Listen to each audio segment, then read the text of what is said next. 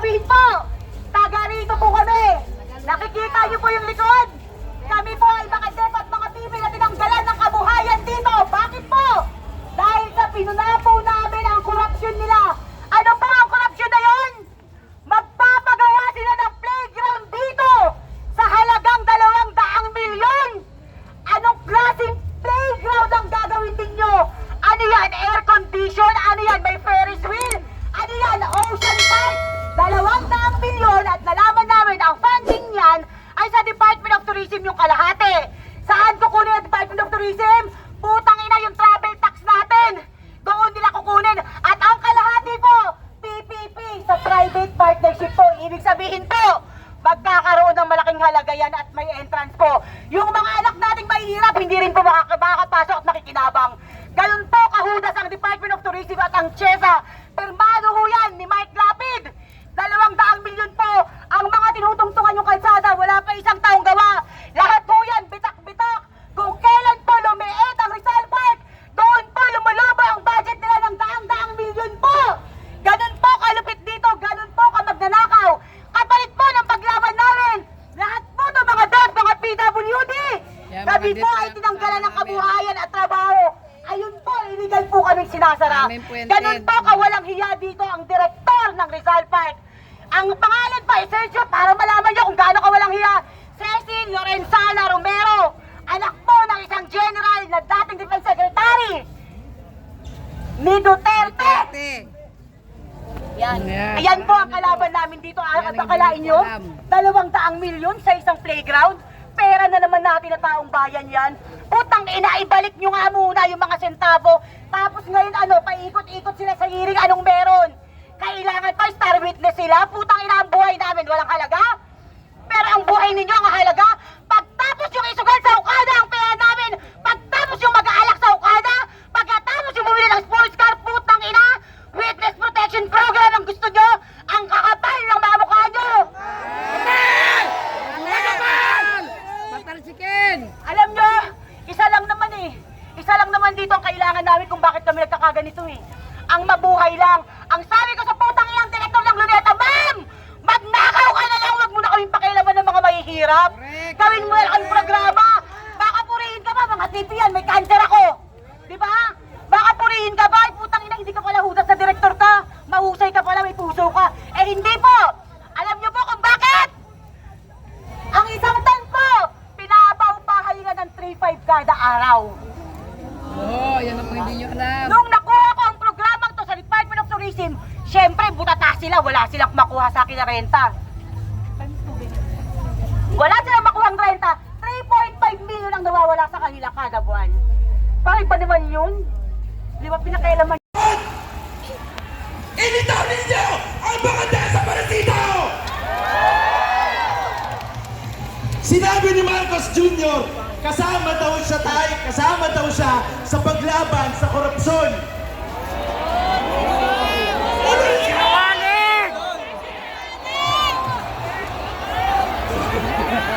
Kasalukuyan, 15 na ang dinuhot na aktivista sa panahon ni Bongbong Marcos Jr. Isauli ninyo ang ninakaw niyong mga kaanak namin! Kaming mga kaanak ng paglabag ng mga biktima ng karapatang pantao, kaming mga alagad ng sining, ay now is the time to fight! Kailangan bigyan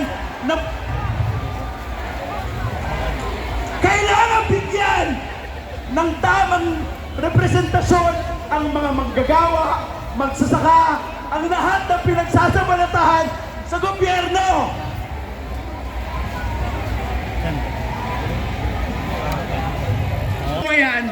We will not only get what is rightfully ours, we will get our justice!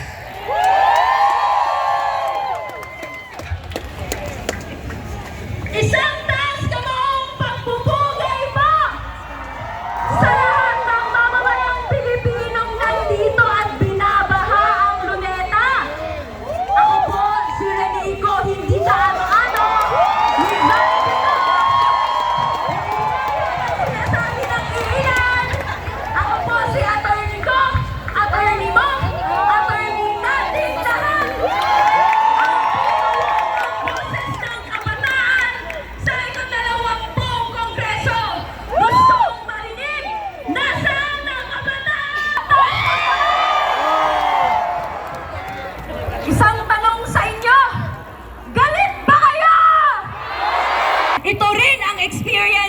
ng iba't So ang tanong ko sa inyo, ramdam niyo ba ang 1 trillion pesos flood control project? Pues kung hindi niyo ramdam, kung hindi natin ramdam, ramdam na ramdam ng lahat ng mambabatas, lahat ng DPWH officials, ng district engineer, yung mga may pakana ng pambansang budget, lahat ng mga nakakickback dito sa sistema na korap. Ang tanong sa kanila, may inspiration ata sila. Parang ginagaya nila ang Imeldefic lifestyle ni Imelda Marcos na nagsimula ng lahat. Bumili gamit ang kaban ng bayan ng ginintoang alahas, mga designer shoes, mga clothings na ginagawa ngayon ng mga diskaya, ng iba't ibang mga nepo babies, at lahat po ng sangkot sa korupsyon. Pero alalahanin natin, sino ang OG nepo baby? At ngayon, ang OG nepo baby na si Marcos Jr. ang may hawak ng budget ng bansa, kung saan pinupuri at patuloy niyang binabaha ang kanyang mga kapamilya, kaibigan ng budget na ito. Payag ba kayo dito? Hindi! Mga kabataan, galit ba kayo dito? Yes! Mga kabataan, mga kababayan ko, makasaysayan ang ating galit. Ang galit sa pangungurakot, ang nagtanggal sa pwesto. Yan! At ngayon, buksan natin ang ating mga bayo. Ang guilty. Ayan. Kung ayaw nating malunod sa baha at sa bilog na sistema, kailangan nating tanungin, saan ba nagmumula ang ganitong katuwalian? No, sino ang nakikinabang sa bawat yumbata at payabahan ay napipilitan lamang na mangurakot? Kaya napilitan din mo. Sila na po ang magpapakilala sa kanilang mga sarili.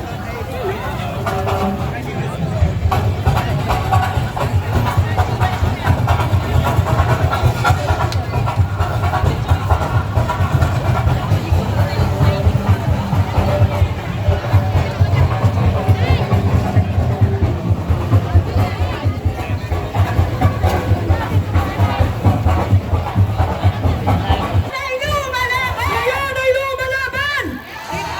Ang bayan! Artista ng bayan! Ngayon ay lumalaban! Ngayon ay lumalaban! Artista ng bayan! Galit ba kayo? Eh bakit naman hanggang galit lang kayo? Sure kayo? Pagkatapos ng araw nito, ano? Balik sa dati! Ha? Sabi nyo yan, ha? Alam ninyo? Nakita nyo ako ngayon? Alam nyo kung sino to? Nasa katauhan ko ngayon si Jello! Si Jello, 3 araw na hinanap ang tatay niya. Habang nakakulong, nagdala si Jello ng pagkain. The leptospirosis. Namatay!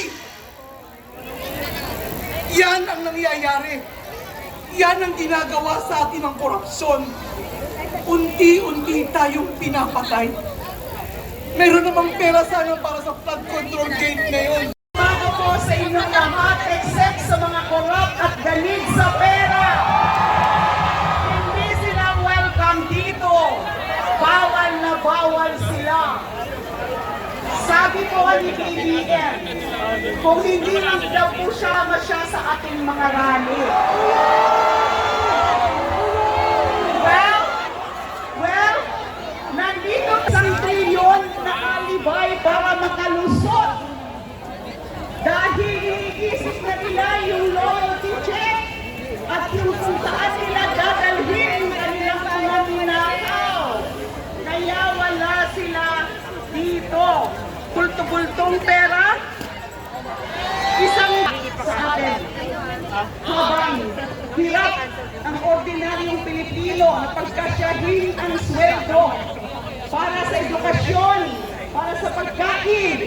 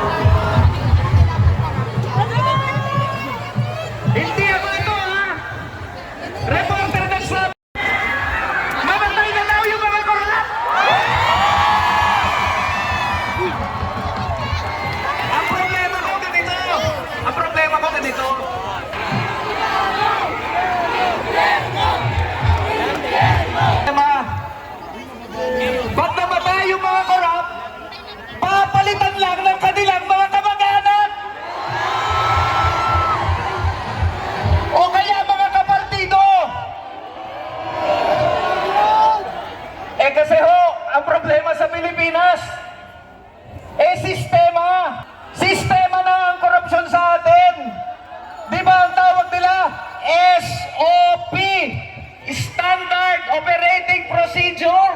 Ganyan na po ang kalakaran. Ang mga nasa gobyerno, nagiging negosyante, nagiging kapitalista, yung mga burokrata. At yung mga negosyante, yung mga kapitalista, nagiging congressman. Kaya, kung may ibabagsak ba natin ang sistema ng burokrata kapitalismo, dahil yan ang nangyagaling ang korupsyon sa Pilipinas. Tanong na naman, paano natin ibabagsak ang burokrata kapitalismo? Paano natin babaguhin para mas maayos na sistema?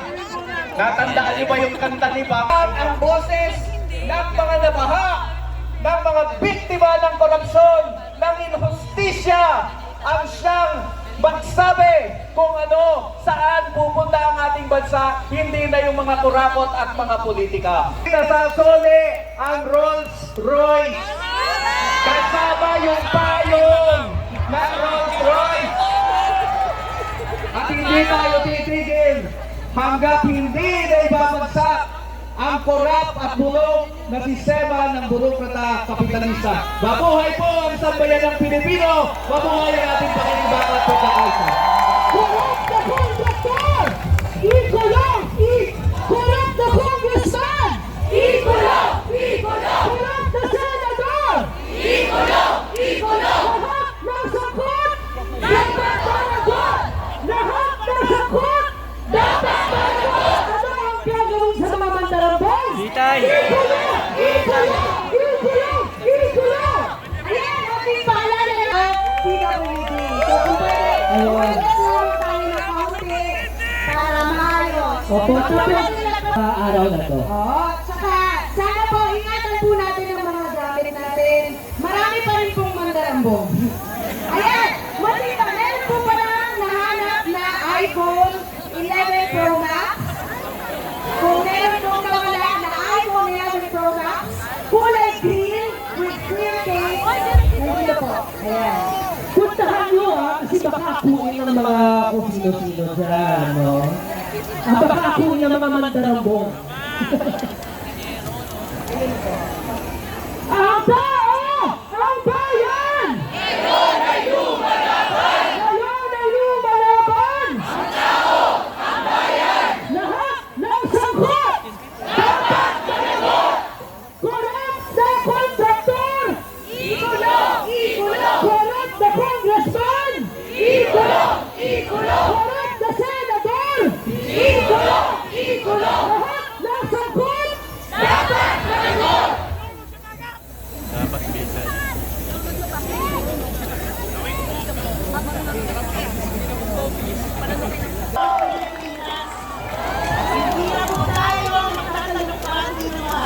Kakantahin po tayo ngayon.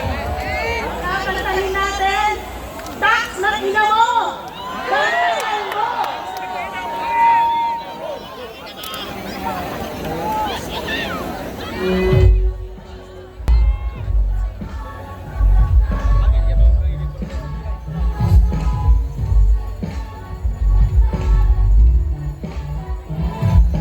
Tax na ina mo! Bantayan mo! Kayang sa iyo mga politiko. Perang yan, pinahirapan mo. Susunod na lang ginawa mo sa iyo. Tax na ina mo! Bantayan mo! Kayang sa iyo mga politiko. Perang yan, pinahirapan mo.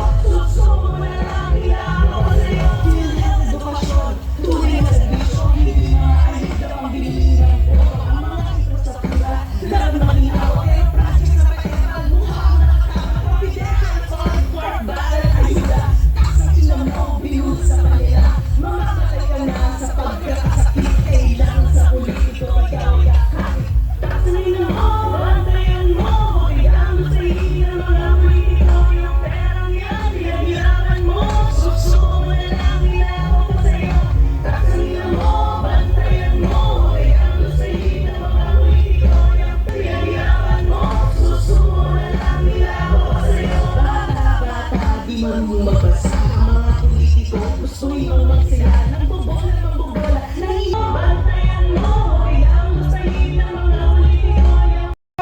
At iba pang opisyal ng gobyerno. Pero may dalawang malaking sanga ang nakawan sa flood control project. Ang isang sanga ay 13 billion ang in-insert ni Saltico. At meron pang isang nagbulong sa akin.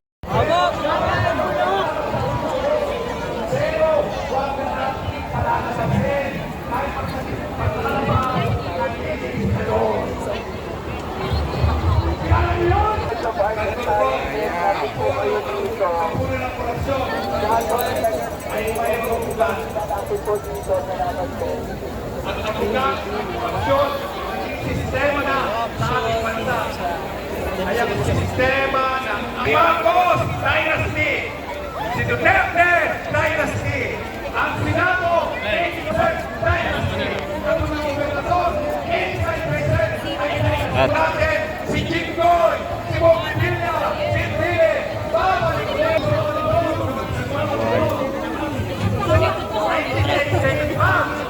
Ayaw nilang ipagbawan yan. Kontraktor.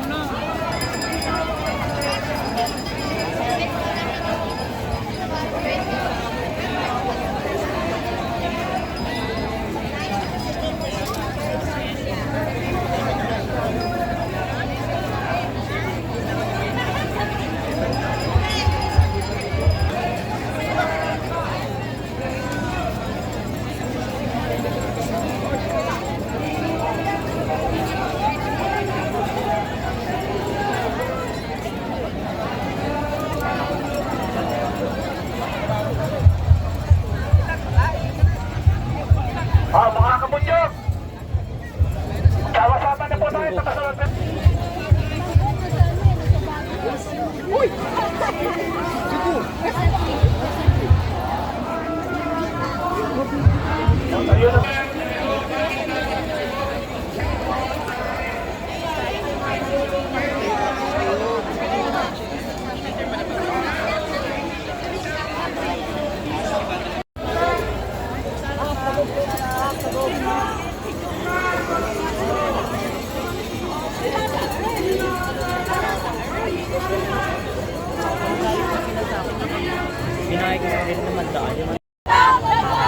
Marcos Singilin!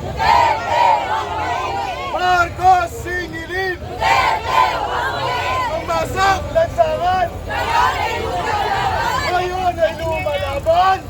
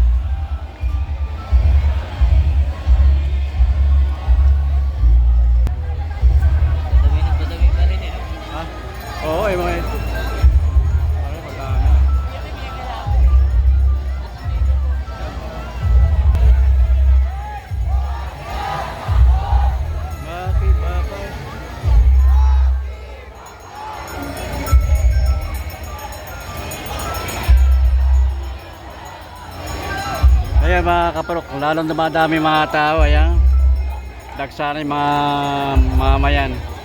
Nananawagan ng pagbabago. Hulihin yung mga may kasalanan, yung mga naurap.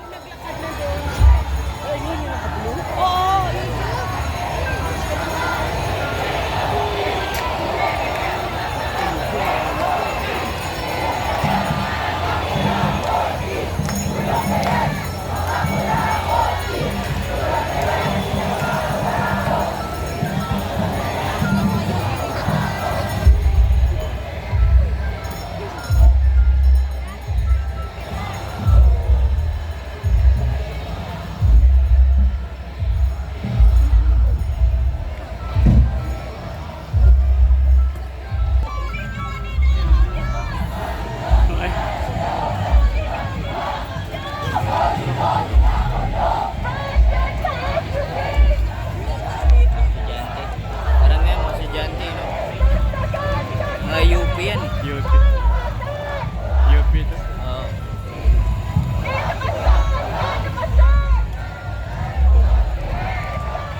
Iba mga prinsipyo.